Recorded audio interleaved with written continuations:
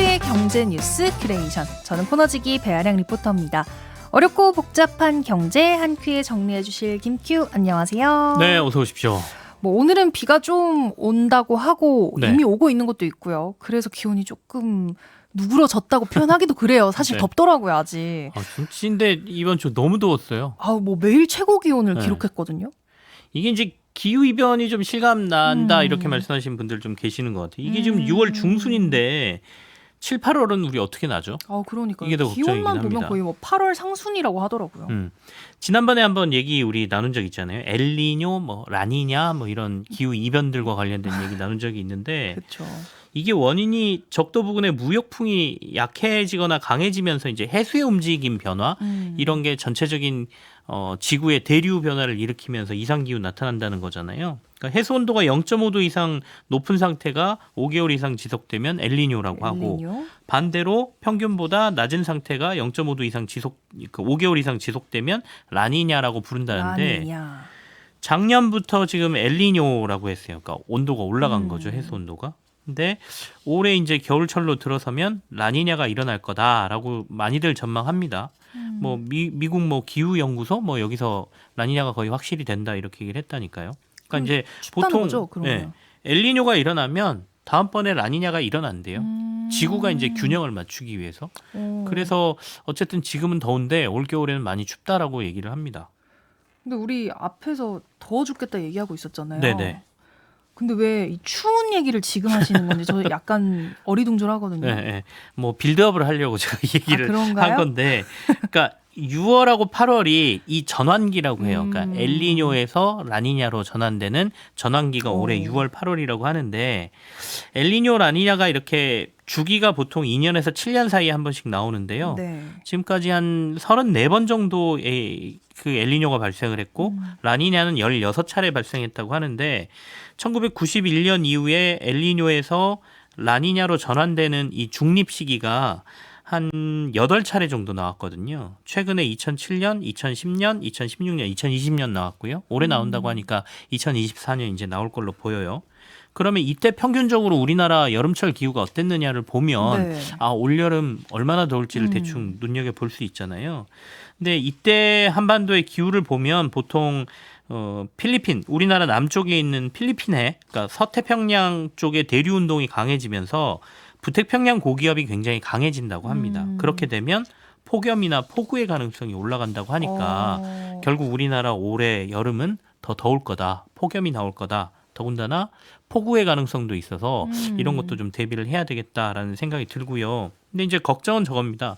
겨울에는 또 제가 엄청 추울 거라 그랬잖아요. 네. 그렇게 되면 여름에는 냉방하기 위한 에너지 소모 비용 엄청 올라갈 테고 겨울에는 또 난방 비용, 가스비 엄청 써야 되니까 지금 물가 엄청 올라 있고 전기 요금부터 시작해서 가스비까지 올라가 있는데 이것까지 이제 올해 좀 감당해야 될 것 같아서 서민들 생활이 좀 고민되는 기후 때문에 사용량까지 늘려야 되는 상황이 올 것 같다라는 말씀 드리죠. 엘니뇨, 라니냐. 이름만 해도 좀 네. 어려운데 그래서 과학같이 접근했는데 이게 나중에 비용 문제로까지 이어진다고 하니까 걱정이 되는데 근데 워낙 약세가 지속되면 더 비싸게 이거를 사와야 되는 거잖아요, 에너지를. 그렇죠. 지금 환율이 1,300원대 후반대에서 안 내려오고 계속 있거든요. 그렇게 된다라고 하면 우리가 유류 사올 때 달러로 결제를 해야 되기 때문에 비용을 더 주고 사와야 됩니다. 다행히 유가가 지금 조금 빠지고 있어서 이 부분이 상쇄되고 있고 우리가 또 세금 일부를 정부가 계속 면제해 주고 있지 않습니까? 그렇다 보니 가격이 떨어져 있는 것 같은데 하반기에 이런 것들이 올라간다 그러면 사용량 많은데 유가의 부담까지 좀 느껴지면 고민이 되고요. 유럽은 아마도 연말께 강추위가 오면 천연가스 소비가 굉장히 많이 늘 것 같아서 전반적으로 국제 천연가스 가격은 연말에 좀 오를 가능성이 있다. 이렇게 보고 있어서 그것까지 우리가 연말까지 좀 생각을 해야 될 것 같습니다. 너무 더워도 안 되고 너무 추워도 안 되는데 벌써부터 걱정입니다. 이번 주도 이 얘기 해야 될 것 같아요. 네. 동해 유전 관련된 뉴스들이 계속해서 나왔거든요. 이번 주에도. 특히 가스공사 주식시장에서 굉장히 뜨거웠습니다. 그렇습니다. 이제 동해 유전 개발의 중심 사업자는 석유공사인데 상장사는 이제 석유공사는 비상장이기 때문에 상장사가 가스공사이기 때문에 가스공사에 관심들이 많이 몰렸고요.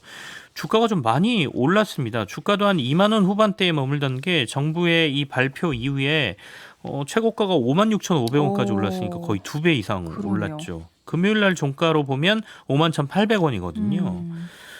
석유를 지금 빼서 뭐 생산하는 것도 아닌데 그렇죠. 사실상 어떻게 보면 좀 과도하다. 정치 테마주하고 거의 비슷하다. 뭐 이렇게까지 얘기를 하는 사람들도 있고요. 근데 다른 사람들은 또 이 회사가 이 정도 평가는 받아야 되는 회사인데 그동안 투자자들의 관심을 못 받아서 그렇지 이번에 이 이슈로 계기가 마련돼서 다시 보기를 하고 있다. 한번 또 이렇게 주장하는 사람들도 있습니다. 근데 지난주에 한 증권사에서 이 동해유전 이슈를 제외하더라도 한국가스공사 적정 주가가 5만 1,000원 정도는 된다. 또 이런 보고서를 내놨어요. 그때 이 보고서 낼 때 주가가 4만 원이었거든요. 네네. 그렇다 보니까 더 주목받으면서 주가가 좀 올라간 것도 있고요. 근데 주식이라는 게 항상 오를 때 좀 과도하게 오르고 내릴 때 좀 과도하게 빠지는 속성이 있긴 하거든요.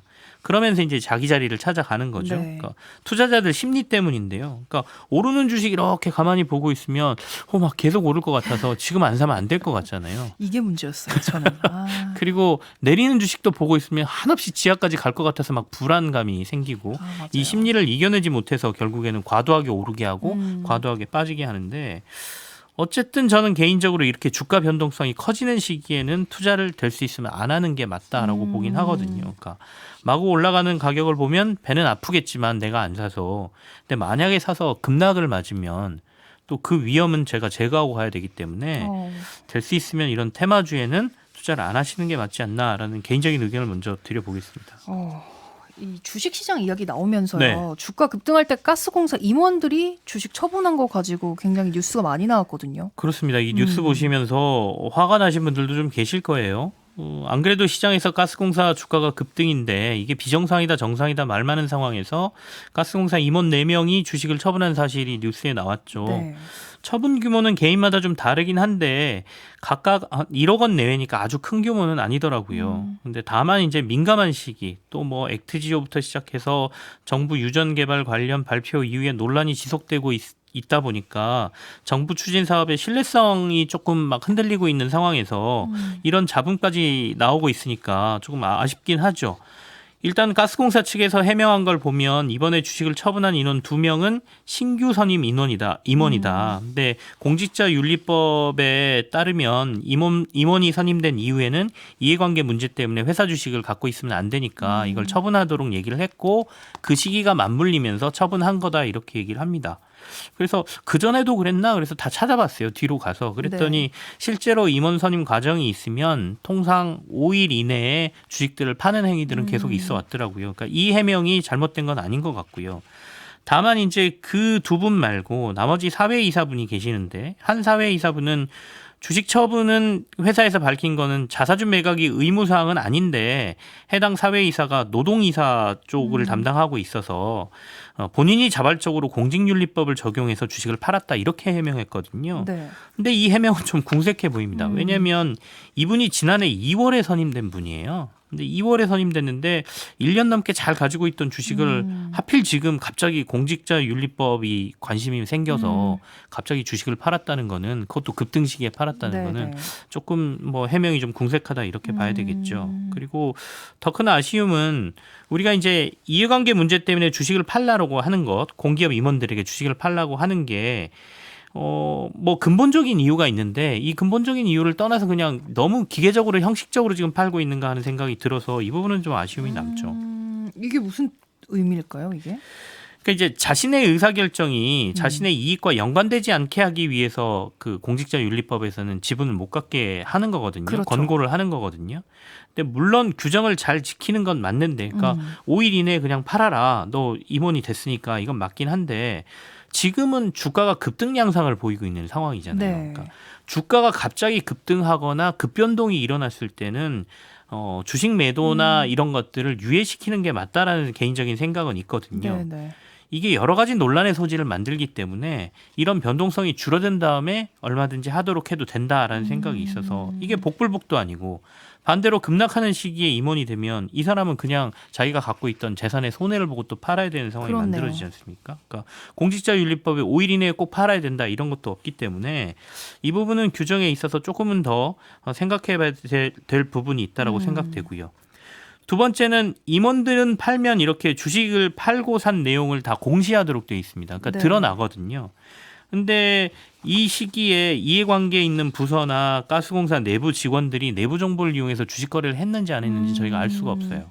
그래서 이번에 임원들 주식 판 게 논란이 좀 됐으니까 혹시나 이런 일이 있었는지 가스공사는 내부에서 조금 조사를 제대로 해야 될 필요가 있다라는 말씀을 드립니다. 왜냐하면 내부 정보 이용 주식 거래는 범죄 행위예요. 네. 이 정부 시행 사업의 신뢰도를 또 뚝 떨어뜨릴 수 있는 일이지 않습니까? 그러니까 이게 장기간으로 가야 되는 프로젝트인데 이런 부분의 신뢰성을 높이기 위해서는 이 내부 정보 혹시 이용해서 내부에서 주식 거래가 있었는지를 뭐 여러 가지 조사를 통해서 좀 자세히 해야 된다는 말씀을 드리고요. 일반 상장사들 같은 경우에는 내부 정보 거래하면 뭐 법적 처벌도 받지만 시세 차익을 다 반환해야 되는 의무까지 지어야 되는 그런 규정도 있죠. 그렇네요. 이번 주에 나왔던 뉴스 중에 이거도 있었어요. 네. 공매도 재개 여부. 이 이야기도 좀 해주실까요? 내년 3월 말 재개 계획이 나왔습니다. 정확히 얘기하면 공매도 금지가 내년 3월 30일까지 연장된 겁니다. 네. 그러니까 그때 이후엔 재개될 걸로 이제 보는 거죠. 공매도 전면 금지 조치는 원래 이달 말까지 정부가 해놨었거든요. 네. 근데 이 시한이 이제 만료 기한이 왔기 때문에 이거 어떻게 할 거냐가 시장에 좀 논란이었고요. 그래서 재개 여부와 관련돼서 얼마 전에 이복현 금감원장이 해외에서 재개할 수도 있다라는 얘기를 해서 이게 시장이 또 큰 이슈가 됐지 않습니까? 네. 근데 이제 바로 또 대통령실이 불법 공매도 방지 시스템 마련이 안 되면 재개는 없다 이렇게 선을 딱 긋다 보니까 네. 여기에 대해서 그럼 언제까지 가느냐가 논란이었는데 금융위에서 명확하게 선을 내놨습니다. 3월 30일까지는 이와 관련된 불법 공매도 방지 시스템 마련이 완비될 것으로 보여서 그때까지 이제 금지를 하고 그 이후에는 이제 재개하는 쪽으로 방향이 잡혔고요. 네. 이 불법 공매도 방지 시스템은 크게 두 가지로 마련을 해야 돼요. 하나는 증권사 스스로 시스템을 만들어야 되고요. 그러니까 내부 시스템이 만들어져야 되고요. 또 이게 관리하는 중앙 처리 시스템이 또 하나 만들어져야 됩니다. 외부에서. 그러니까 이 두 개가 다 갖추어지는 시기가 아마 3월 30일 내년 이 정도가 될 것이다. 이렇게 예상이 됩니다. 들리는 거에 의하면 불법 공매도 처벌도 엄청 강화된다고 하던데 무기징역까지 처할 수 있다고요? 공매도가 워낙 이슈가 돼버렸잖아요. 이거 해결하는 게 어떻게 보면 지금 상황에서는 우리나라 자본시장의 모든 문제를 해결할 수 있는 뭐 상징처럼 지금 얘기가 되고 있다 보니까 네네네. 처벌도 이제 상징적으로 매우 강하게 지금 얘기가 되고 발표가 되는 것 같아요. 물론 여러 가지 피해가 있고 이런 것들에 대해서는 강한 처벌을 하는 게 맞는 거죠. 그래서 지금 금융위에서 얘기하는 거는 불법 공매도로 50억 원 이상 부당 이득을 취한 경우에는 최소 5년에서 무기징역까지 밖에 사후 규제 강화를 하겠다라고 지금 발표를 했고요. 근데 이제 우리가 무기징역에 너무 초점을 맞추는데 사실은 이 최소 5년이 더 중요하거든요. 그러니까 이게 무조건 다 우리가 무기징역을 때리는 건 아니잖아요. 네네. 그러니까 최소 형량이 더 중요할 수도 있습니다. 그래서 어쨌든 강화한다라는 건 정부의 입장이 명확하게 나왔고 근데 이건 이제 관련법을 고쳐야 되는 거지 않습니까? 그러다 보니까 금융당국의 의지는 강한 처벌, 그다음에 뭐 무기징역까지 얘기가 나왔지만 이게 이제 국회에서 어떻게 될지는 좀 지켜봐야 될 것 같고요. 벌금도 지금 현행 차익의 뭐 3배에서 5배 정도 물리고 있는데 이것도 4배에서 6배로 확대하겠다 이런 얘기가 지금 나왔습니다. 그리고 아마도 개인 투자자분들은 이게 더 관심이실 텐데요. 이른바 기울어진 운동장도 고쳐주겠다라고 얘기를 했거든요. 네. 그러니까 개인들이 주식을 빌릴 수 있는 기간부터 시작해서 빌리려면 내가 가지고 있는 담보의 비율 뭐 이런 것들이 정해져 있는데 기관이나 외국인에 비하면 너무 짧고 뭐 담보 비율도 훨씬 높고 이런 것들이 이제 개인에겐 훨씬 더 불리하다라는 주장이 있었습니다. 근데 이걸 다 통일해서 맞추기로 했습니다. 그래서 지금 나온 가이드는 주식을 빌려서 갚는 기간이 90일로 이게 통일이 되고요. 이걸 연장을 계속할 수 있는데 최대 12개월까지 연장하는 게 기관, 외국인, 그다음에 개인까지 다 통일된다. 이렇게 얘기를 하고 있으니까 어느 정도 이 기울어진 운동장은 맞춰질 것 같습니다. 이렇게 되면 앞으로 공매도 때문에 생기는 시장 혼란이 좀 줄어들게 될까요? 이거 가지고 혼란이 줄어들지는 않을 것 같고요. 그러니까 불법 공매도는 사라지겠죠. 어느 정도는 잡힐 것 같아요. 시스템이 잡히면. 근데 공매도가 사라지는 건 아니거든요. 그래서 공매도로 인해서 나의 주식이 많이 하락하고 그다음에 공매도 때문에 좋은 회사가 망가지고 있다. 라는 인식을 가지고 계시면 공매도는 계속 살아 있으니까 공매도를 하는 사람들이 많아진다면 그런 현상은 시장에서 계속 나오지 않을까 싶은데요. 최근에 이제 공매도가 사라지다 보니까 시장의 다양한 테마주들이 우죽순으로 움직입니다. 특히 유전 관련 아까 앞에서 잠깐 얘기했는데 유전 관련주 석유만 들어가면 막 오르고요. 최근에는 김값 비싸지니까 네네. 김 관련주들 막 오릅니다. 심지어 김에다 참기름 발라 먹는다고 참기름 판매하는 회사 주가 올라가고 그러거든요. 네. 근데 공매도가 있으면 사실상 이게 공격 포인트가 돼서 주가가 정상으로 내려오는 또 하나의 계기가 될 수도 있죠. 분명히 순기능도 있는 건 맞긴 맞습니다. 그러게요. 오늘 잘 들었습니다. 김큐의 경제뉴스 큐레이션 여기서 마무리할게요. 네, 배아량 리포터와 함께했습니다. 고맙습니다. 네, 고맙습니다.